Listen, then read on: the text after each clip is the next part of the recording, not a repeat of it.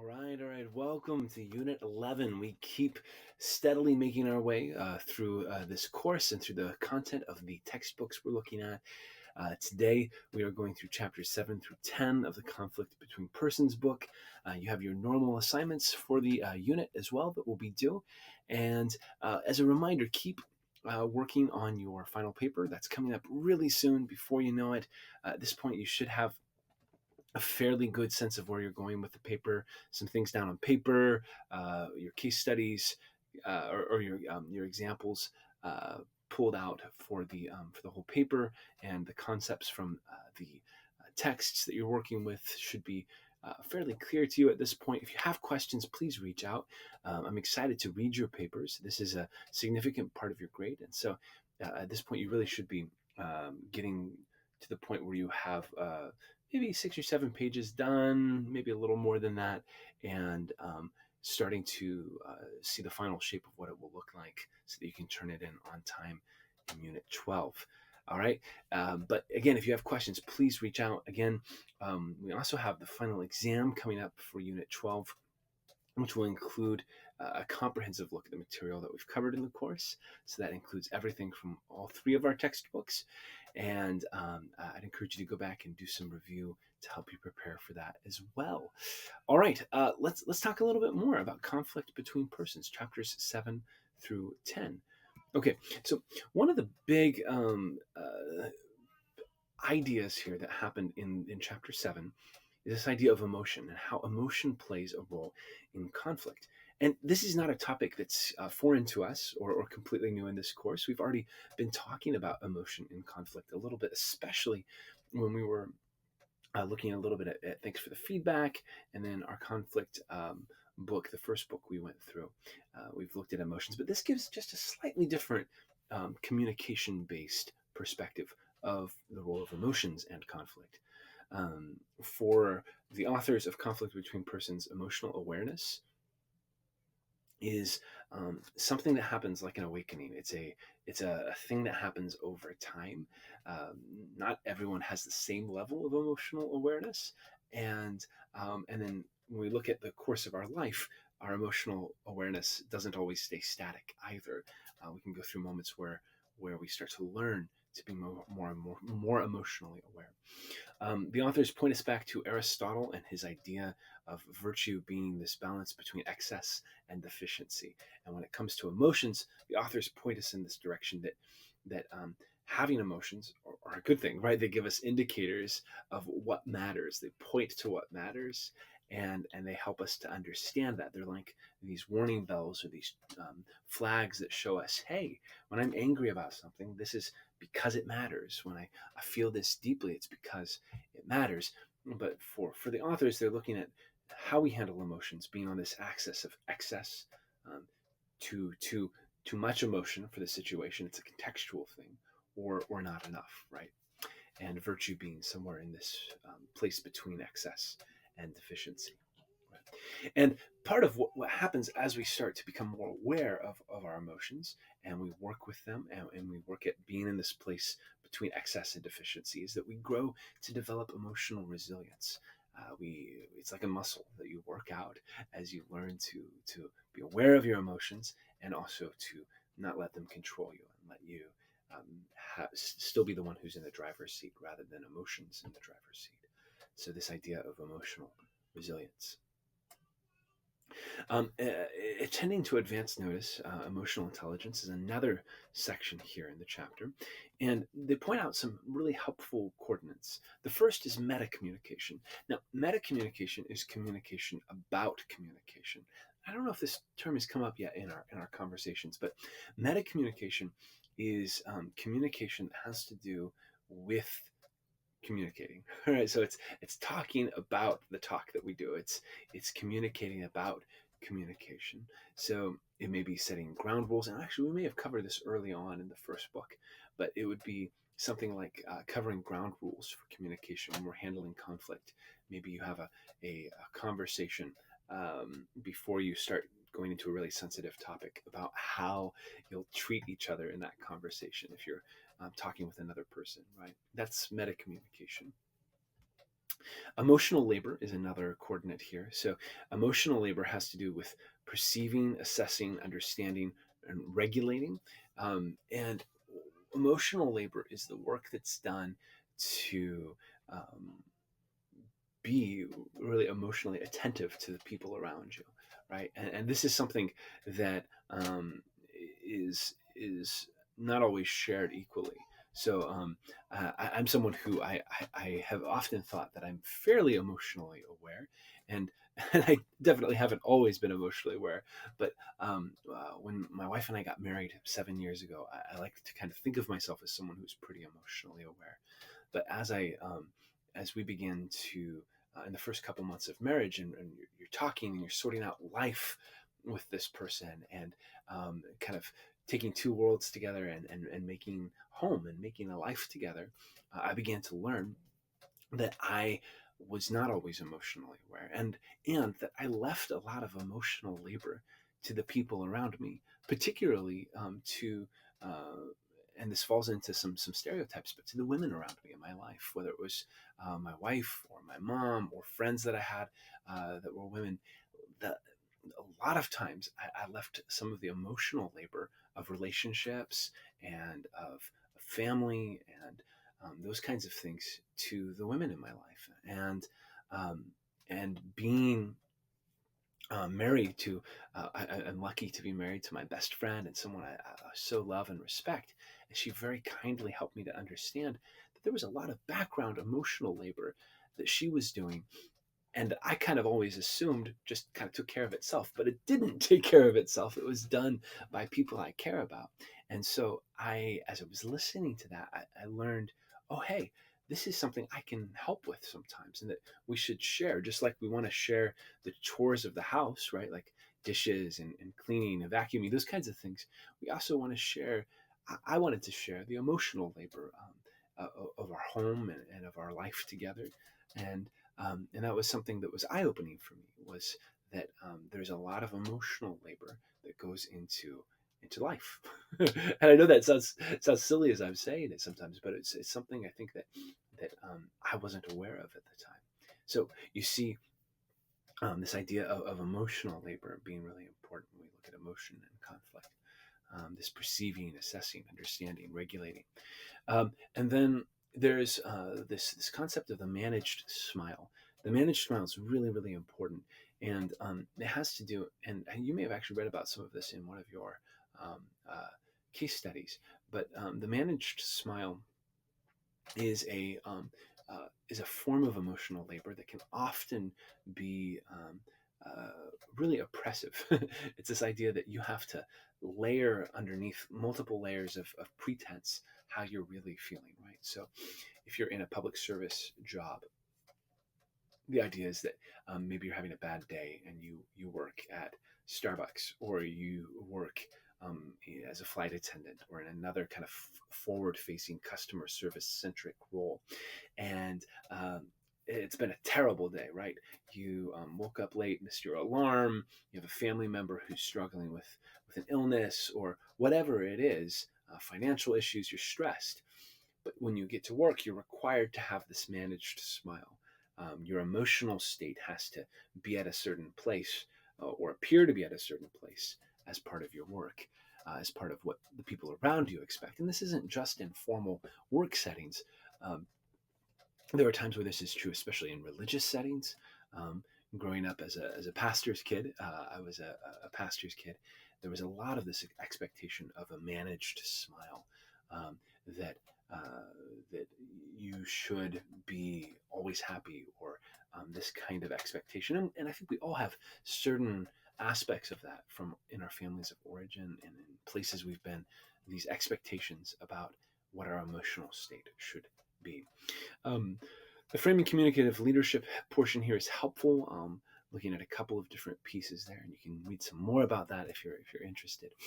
Chapter 8 is really looking at internal dialogue and conflict, and it is really helpful in a lot of ways. So internal dialogue, according to Kant, Immanuel Kant, the famous philosopher from I think the 1800s, yeah, mid 1800s, was looking at this idea of internal dialogue as a moral imperative. And for Kant, internal dialogue is this questioning of our motives. It's this engaging with why we do what we do. It's sorting through the world, and it's being conscientious about our internal life. And for him, that's where public engagement, where um, really moral engagement in general, it starts with looking inside oneself and examining the responsibility one has in relationship to the rest of the world, right? And for him, that's a moral imperative to be able to explore our responsibility to the people around us, for our own emotions, and this is also an important moment in history where the notion of what the self is subtly shifting away from being defined by big um, kind of frameworks like the church or these other kinds of institutions that defined the role of the individual, and it's becoming more and more the individual's responsibility to self-determine who they are in the world. And that's part of why this is so important for Kant, is it's coming at that moment. Interpersonal communication, internal dialogue, falls into an intrapersonal communication, which is different than interpersonal. So, interpersonal communication is some of what we were talking about a lot at the beginning of the semester, where it's the conversations, the dialogue that happen between people. Intrapersonal communication happens internally. It's inside of ourselves, right? So intrapersonal communication includes things like um, creating, functioning, and evaluating the symbolic processes which operate primarily within oneself, right? And there's all kinds of ways that can look. That can look like self-talk. It can look like internal processing. It can be worrying about things. There's so many pieces of it when you start to explore what happens with intrapersonal communication. And some other pieces related to all of this include uncertainty reduction theory. So we've talked a little bit about this, but uncertainty reduction theory operates from the premise that people share information about themselves to reduce uncertainty, right? We self-disclose in order to prompt reciprocal kind of behavior that then helps us to reduce uncertainty because we start to know and be known by the other person, right? And there's also this idea of creative engagement and conflict maps. So, persons, context, background, ethical importance. These are ways of mapping what conflict looks like in a particular situation or context. You ask yourself, who are the people involved in this conflict? What's the context that it's happening in? What's the longer background of this conflict? And then why is this important? What are the ethical implications of it? All right, chapter 9 has to do with attending to opinions in conflict. And this is really important where we get into some key ideas of understanding conflict as leadership. So emotivism, this word has come up a couple of times in our conversations, but it's individualistic decision making is the way they talk about it here in chapter 9, that this is decision making by personal preference and primarily by personal preference. It moves away from evidence-based decision making and just moves to what am I feeling right now, which is not wrong again to have emotions or to have feelings or opinions about something, but especially when we're in the public sphere and we're in the context of trying to make decisions together, um, it starts to become problematic when um, you're trying to do something together and the only framework you have for decision making is personal preference, because people's personal preferences differ, right? And so you have to have a way of making decisions that go beyond just personal preference, right? And the authors would even argue that even internally and personally, that's important too, to have a system of values and things that you find important that extend beyond yourself for decision making. Attribution theory has to do with, and I know we've talked about this one, but attribution theory talks about um, creating reasons for why people do things. We're trying to understand the world, and so we attribute reasons for doing things to people's actions, right? And the fundamental attribution error is to assign external factors for our behavior, right? This made me do it. I'm not a bad person. I just had these things that made me do what I did, versus other people doing things for internal reasons, right? We assign internal motivations for other people's harmful actions. Evidence and public based decision making helps us to move outside of that frame. It helps us to understand three different criteria for judgments. One is relevance to a publicly stated role, uh, the role in advancing the argument, and credibility of the source. So these are three things to look at when we're looking at evidence around uh, public decision making and evidence that would support an argument.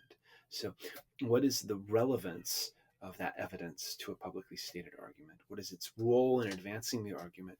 And then what's the credibility of that source? And that helps us to start to understand things outside of a motivistic frame. The spiral of silence is something that happens when we're afraid of expressing an opinion in a public setting that differs from the majority opinion.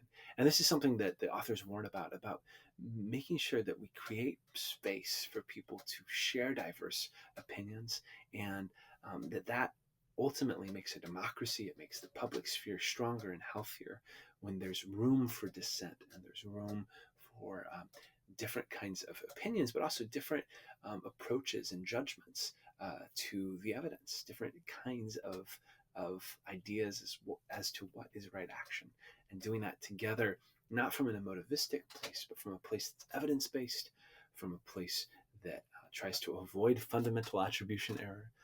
All of those are important things. So, chapter 10 finally looks at conflict styles and the dangers of unthinking familiarity. So the danger of unreflective routine is that it starts to put us into situations where we don't think about our actions and where we don't think about the impact that our actions have on the people around us. Our focus of attention is on one perspective or one thing. And it's learning to identify where our focus of attention is in any sort of communication and a communicative encounter. And then being able to understand that there are short-term and long-term perspectives, right? This might be an immediate thing that needs my attention, but there's also the longer and larger context of what's happening with someone. I think of this oftentimes with my kiddo. She is almost 2 years old and just the cutest. Like, oh my goodness, I love being her dad, and it's wonderful. It's also challenging being a parent, and it can be just a lot, really heavy at times, because you're helping a little person navigate everything for the first time, and that's on top of your own emotions and life and all of that. And as a parent, I often need to orient myself around this short-term and long-term perspective, right? For her, she's 18 months, 20 months now, and she only has this year and a half of life to look at. And so for her, when something's really hard, like let's say I told her no for having another cookie, and she really wanted that other cookie that happened this afternoon, and it's really hard for her, and so the emotions are big and it's challenging, and she's yelling and she's feeling it all, and I have a choice there to have this short-term perspective. She really wants a cookie, and if I give her a cookie, maybe she'll stop yelling at me, right? It's like, okay, so that starts to look really attractive to give her the cookie, but then I have to let that be interrupted with a long-term perspective, which is, well, she's had enough sugar for the day, and I really don't think it's good for her. Even if we're looking at a couple hours down the road and looking at bedtime, this might make it worse if I give her another cookie. And then long term, I don't want her to be someone who has a large amount of sugar and the consequences of some of that. And so, and I want her to eat healthy things and all the things you want as a parent for your kid long term. And so it's letting my short-term perspective of, oh goodness, I should just give her a cookie so she'll be quiet, versus understanding, oh hey, there is a longer term perspective here that I need to be aware of, and that I have an obligation to help her with, because she's not capable of doing that right now, right? There are different conflict styles when we're looking at conflict too, and they are things like avoiding. That's a conflict style, and we've talked about a little bit about this earlier in the course. But avoidance is a conflict style. Accommodating, competing, compromising, collaborating. These are all different conflict approaches to conflict. Understanding our own kind of base style, or the one we tend towards, is really helpful. Finally, I want to talk here about existential trust and communicative environment. So, existential trust is a really important piece of the conversation here, because existential trust moves beyond just interpersonal trust. So, interpersonal trust has to do with trusting the people around me, right? So, I have trust with my wife. I have trust with my parents, with some of my really close friends. I trust them, all at different degrees and levels and in different ways. But trust is something you build with individual people. Existential trust is a little different. It's not about trust in a person, but it's about trust in existence itself. Existential trust is about trust for the ground underneath our feet. It's a trust in the um, ways that we see the world. It's a trust in the institutions that we live within. It's a trust in, it's like having a firm foundation for your life, right? That it feels like there's solid ground underneath it. And I don't know about you, but I've had times in my life where I've had high levels of existential trust, and other times where things felt pretty shaky, right?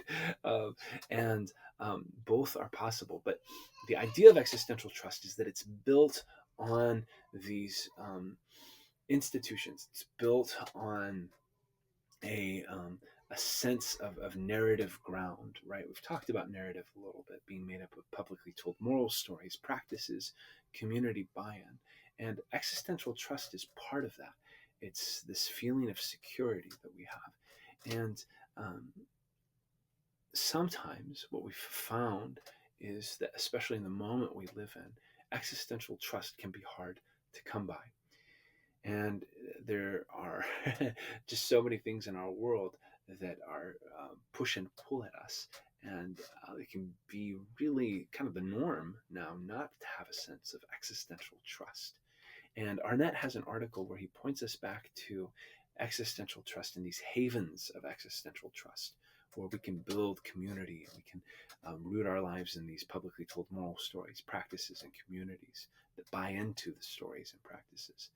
And when we look at this whole idea of unthinking familiarity, when we are caught up in a lack of existential trust, of just all the uncertainty that comes up in our lives, going back to this idea of building existential trust, of building solid ground underneath our feet, that can be really important. And for Arnett, he might point us to different activities that do that. Things like being in community. For Arnett, a faith tradition is an important part of that. But there are these places where we're rooted and we're grounded that help provide some ground underneath our feet. Hey, thanks so much for listening and for tuning in. We're going to meet again for our last unit, Unit 12, next week. But good luck, and reach out if you have any questions.